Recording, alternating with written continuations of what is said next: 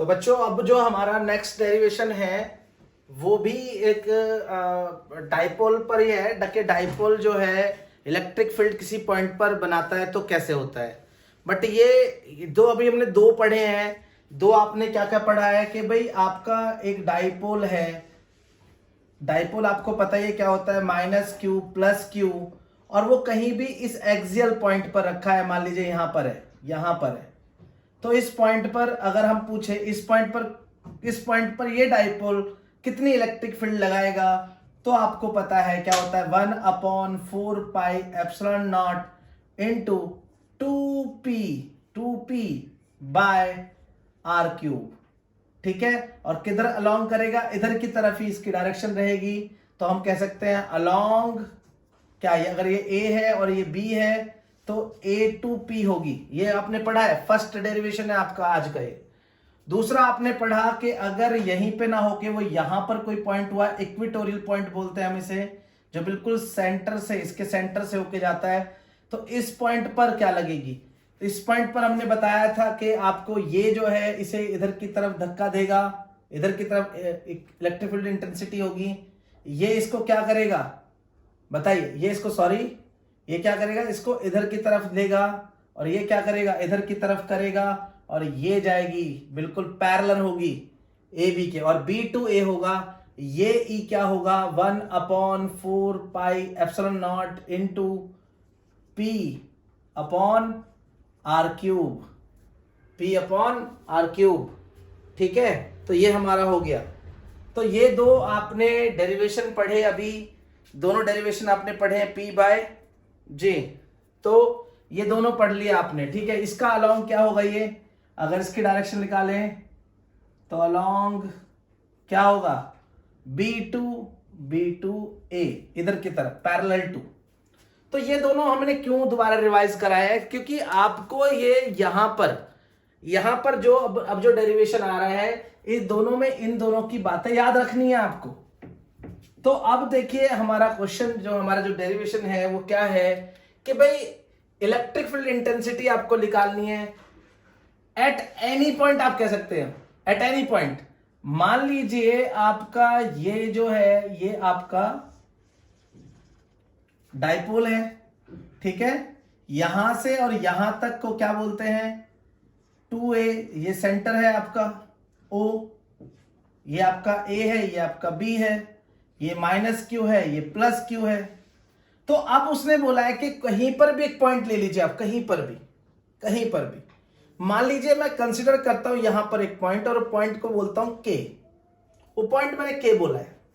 अब वो क्या है कि यहां से उसका जो डिस्टेंस होगा, डिस्टेंस है ये, और ये K हो गया। ये कितना है आपका R बोला है, K की वैल्यू। और उसका सेंटर से और उसका एंगल जो है वो थीटा है। लिखा भी हुआ है let K be the point at distance R and angular जो है पॉजिटिव ही हम इसे लेते हैं, पॉजिटिव डायरेक्शन से हम एंगल लेते हैं, नेगेटिव से नहीं लेंगे। From a centre O small electric dipole moment, small, इसका जो डाइपोल मोमेंट है वो कितना है, इसका डाइपोल मोमेंट जो है वो P है। समझ में आ रहा है। अब इस टाइम पर इस के पर कितना इलेक्ट्रिक फील्ड इंटेंसिटी लगने वाली है, तो हम इसे ऐसे बोल सकते हैं इस डेरिवेशन को कि electric field intensity at any point.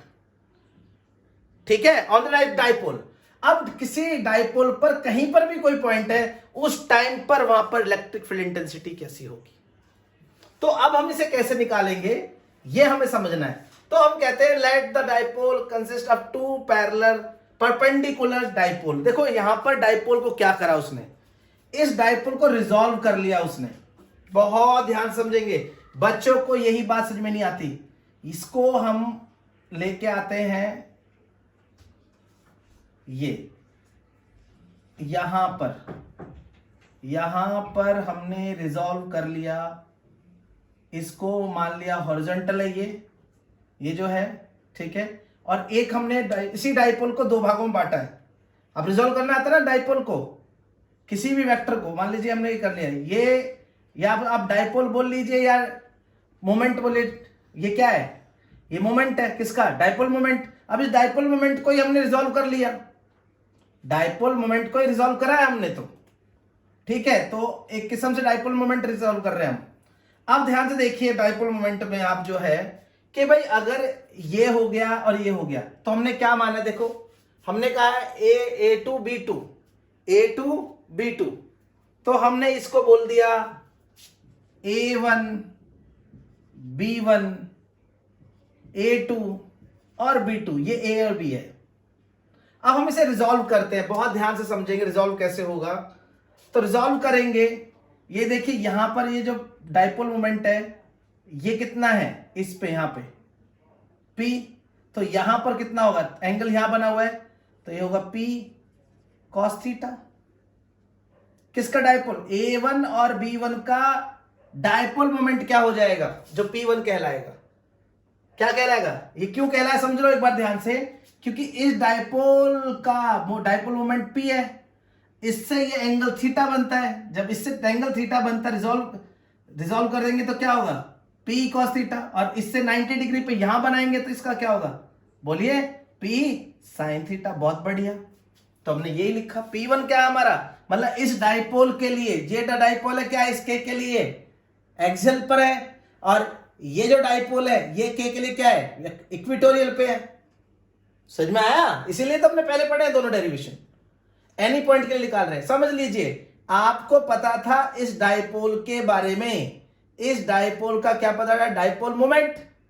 हमने इस डाइपोल मोमेंट को रिजॉल्व किया इसके अकॉर्डिंग, इस पॉइंट के अकॉर्डिंग। ये क्या हुआ, इसको लेके गए और ऐसे लेके गए तो ये हो गया 90 डिग्री पर। अब हम रिजॉल्व कर सकते थे इसको, तो रिजॉल्व कैसे करेंगे, देखिए यहां पर ये P है, P के साथ में एंगल बनेगा। जब हम P है ये और ये गया ऐसे, ठीक है, ऐसे है, ऐसे है, ऐसे है, ऐसे, ये हमारा थीटा, ये हमारा P, तो ये क्या होगा, P cos थीटा। ओके, अब इस पे 90 डिग्री है, इस पे 90 डिग्री है। रिजॉल्व करना आता है आपको वेक्टर को भाई, ये P वेक्टर ही होता है, और ये क्या होगा, P sin थीटा। इस डाइपोल A1 B1 का dipole moment P cos theta, और अब इस डाइपोल मोमेंट का A2 B2 का P sin थीटा। समझ में आया, डाइपोल मोमेंट आपको समझ लेना है, फिर तो बात बन गई। ओके, आगे बढ़ते हैं। अब जब हमने पढ़ लिया A1 B1 अलोंग R जो है ले लिया, और A2 B2 अलोंग, भाई ये क्या ले लिया, देखो ये अलोंग में ले लिया और ये परपेंडिकुलर ले लिया इसके। ओके, ये क्या है, ये तो अलोंग ले लिया और इसके परपेंडिकुलर A2 B2, P1 हो गया, P2 हो गया हमारा।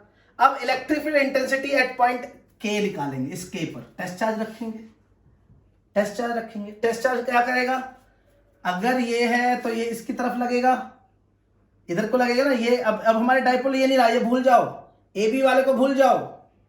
अब हमारा डाइपोल है ये ग्रीन वाला, रेड वाला। अब इस पर ये एक्सियल से लगाएगा, क्या होगा, E1 1/4 पाई एप्सिलॉन नॉट, क्या होता है 2P 2, और P क्या है, P cos theta upon R cube along okay उधर की तरफ। E2 जो होगा हमारा क्या होगा भाई, E2 होगा, इस पर ये तो चला गया इधर को, ठीक है भाई। अब E2 क्या होगा, E2 जो हमारा इसके अकॉर्डिंग परपेंडिकुलर के अकॉर्डिंग इधर को जाएगा, किधर को बताइए जी। अगर ये हमारा है एक्सियल तो ऐसे जाता था, ठीक है, ये हो गया। ये हमारा क्या हुआ भाई, ये हमारा हुआ E1, ये हमारा हुआ E2। इसका मैग्नीट्यूड पता है हमें, इनका मैग्नीट्यूड पता है। अब यहां पर अगर हम क्या करें, इन दोनों के बीचों बीच से बनेगा क्या, जो हमारा E आएगा, ठीक है, और ये हमारा इन दोनों के बीच का एंगल बन जाएगा, जिसे हम अल्फा बोल सकते हैं। अब ये होता है हमारा E रिजल्टेंट, यही निकालना है इस पॉइंट पे। समझ लीजिए भाई, ये जो डाइपोल है, ये जो डाइपोल है, इस पर इधर लगाएगा पैरेलल, अभी बताया था क्योंकि इक्वेटोरियल है। और ये वाला जो डाइपोल है ये क्या है, एक्सियल पे, तो इधर लगाएगा। इन दोनों को रिजॉल्व करेंगे तो ये आएगा। 90 डिग्री पे कैसे रिजॉल्व करते हैं, तो हम कह सकते हैं नेट इलेक्ट्रिक फील्ड क्या होगी, अंडर रूट ऑफ E1 का स्क्वायर और E2 का स्क्वायर, ओके, जब हम निकालेंगे यहां पर तो ई क्या होगा बताइए, यहां पर लगाते हैं हम E1 क्या है हमारा 1/4 pi epsilon not into 2p cos theta by R cube का होल स्क्वायर, फिर प्लस E2 क्या है भाई हमारा 1/4 pi epsilon not into p sine theta by R cube का होल स्क्वायर। ओके, समझ में आया? ख्याल समझ में आया? देन हम आगे बढ़ते हैं। अभी कैमरे में आ रहा नहीं आ रहा देखना पड़ेगा। चलिए आगे बढ़ते हैं। इतना समझ में आया होगा आपको। तो अब जब हम इसे करेंगे यहीं पे कर लेते हैं। देखिए इसका स्क्वायर करेंगे, इसका स्क्वायर करेंगे, फिर इसका स्क्वायर दोनों का स्क्वायर होगा। क्यों ना, चलो कर लेते हैं, पहले थोड़ा समझाते हैं। 1/4 पाई एप्सिलॉन नॉट का स्क्वायर इंटू ही तो है, और इसका स्क्वायर कर ही लो आप 4p square cos square theta upon are cube का स्क्वायर, फिर प्लस 1/4 पाई एप्सिलॉन नॉट का स्क्वायर इंटू p का square sine square theta by R cube का स्क्वायर। अब देखिए इस पूरे में आप देखिए यहां पर इसमें और इसमें दोनों में ये कॉमन है, स्क्वायर भी है, ठीक है। अगर हम निकालें under root of 1/4 pi epsilon nought, ठीक है, एक तो ये है, एक पी स्क्वायर भी है, पी स्क्वायर भी है, और नीचे से आर क्यूब की पावर 2, ठीक है। तो हम पूरे का स्क्वायर लिख सकते हैं यहाँ पे पी बाय आर क्यूब का स्क्वायर, और इसका स्क्वायर भी है।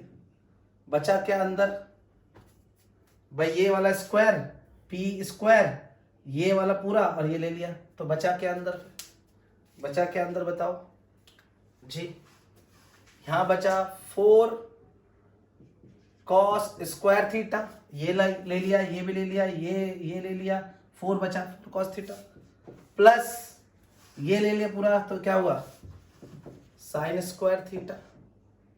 ओके, अब देखिए स्क्वायर तो बाहर निकल जाएगा, स्क्वायर तो बाहर निकल जाएगा, तो 1/4 pi epsilon not into P by R cube, और अंडर रूट में यहां पे बचा 4 cos square theta plus sine square theta 1/4 pi epsilon not into P by R cube. और देखिए थोड़ा सा एडवांटेज लेते हैं यहां से, तो 3 कॉस क्यूब थीटा प्लस, चलो इसको स्क्वायर रहने दे, हाँ सॉरी, और एक और ले ले, तो देखिए ये और ये 4 हो जाएगा, 4 हो जाएगा, प्लस साइन स्क्वायर थीटा, तो क्या हो गया 1/4 pi epsilon naught P by R cube, और इनटू देखिए ये तो हुआ 3 cos square theta plus sine square theta plus cos square 1, तो ये हमारी हुई net electric field at any point, किसी भी पॉइंट पर।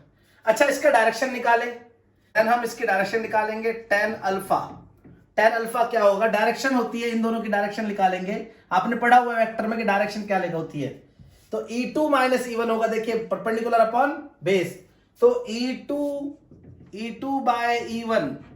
अब देखिए E2 हमारा क्या होगा, E2 ये रहा, ये पैरेलल क्या था हमारा, था 1/4 पाई एप्सिलॉन नॉट इंटू, बताइए P क्या है इसका, P sine theta by R cube whole upon axial पे E1, एक्सियल के लिए क्या था 1/4 pi epsilon not into 2p, और इसका मोमेंट क्या है P cos theta by R cube, तो ये क्या हुआ tan अल्फा इक्वल टू, ये कट गया, ये कट गया, ये कट गया, ये कट गया, P से P कट गया, तो यह है 1/2 10 साइन थीटा बटे कॉस थीटा, tan थीटा, ये आपकी डायरेक्शन होगी। तो डायरेक्शन कितनी हुई, डायरेक्शन कितनी हुई, tan अल्फा 1/2 tan थीटा, और टोटल जो आपका किसी भी इक्वेटोरियल के मदद से और एक्सियल की मदद से हमने किसी भी पॉइंट पर निकाला, किसी भी पॉइंट पर किसी भी एंगल पर हमने निकाला 1/4πε0 into p/r³ √3 cos square theta plus 1। ये आपका मोस्ट इंपोर्टेंट है, इससे आप तीनों निकाल सकते हो। 90 डिग्री 0 डिग्री पे निकालो आपका एक्सियल, और यहाँ 0 रख दो तो एक्सियल का मिल जाएगा, यहाँ पे 90 रख दो इक्वेटोरियल मिल जाएगा। ये जनरल आपका पॉइंट है, एनी पॉइंट कहीं भी हो सकता था ये पॉइंट। उम्मीद है आपको समझ में आया होगा, डायरेक्शन भी आपको पता चल गई, जितना एंगल हो उतनी डायरेक्शन होती है, तो ये भी समझ में आया होगा। ओके, आप इसे उतारें ध्यान से।